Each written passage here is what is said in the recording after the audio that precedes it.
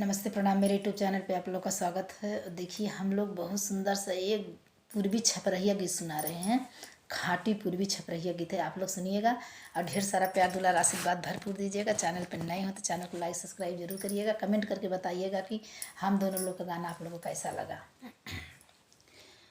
देखनी सपनवा भोरवा, देखली सपनवा भोरवा, गिरला नयन से लोरवा, चोरवा भागल जाता हे चोरवा भागल जाता, लाई के से नूरावा हो राम, चोरवा भागल जाता, लाई के से दूरावा हो राम, चोरवा भागल जाता।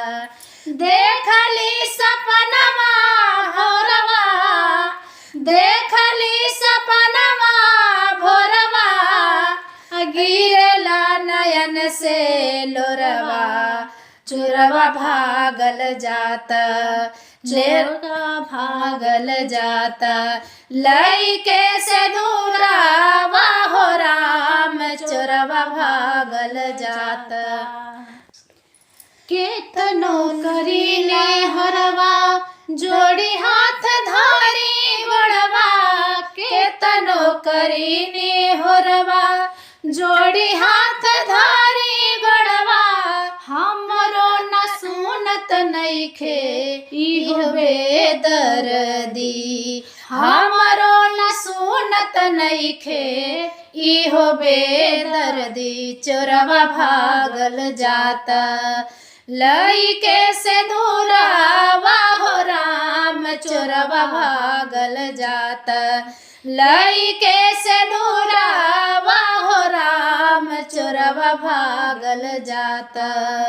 देखनी सपनवा भोरवा, देखली सपनवा भोरवा, गिरला नयन में लोरवा, चोरवा भागल जाता, चोरवा भागल जाता, लाई के से नूरावा हो राम, चोरवा भागल जाता, लाई के से दूरावा हो राम, चोरवा भागल जाता।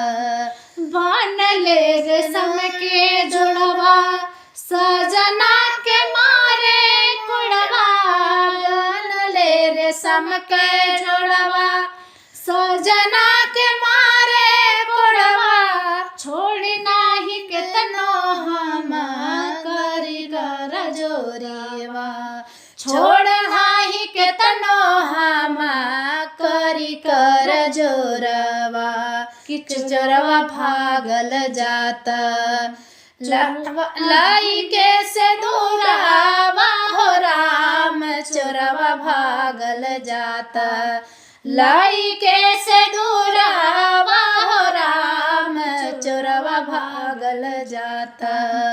देखनी सपनवा भोरवा, देखनी सपनवा भोरवा, गिरला नयन से लोरवा, चोरवा भागल जाता, ले के से दूरावा हो राम, चोरवा भागल जाता, लाई के से दूरावा हो राम, चोरवा भागल जाता। कैसा लगा प्लीज़ हम लोग गाना आप लोग सुनिएगा। ढेर सारा प्यार दुलार आशीर्वाद जरूर दीजिए। चैनल पर नए चैनल को लाइक सब्सक्राइब जरूर दीजिए। कमेंट में बताइएगा कि हम लोग गाना आप लोग कैसा लगा।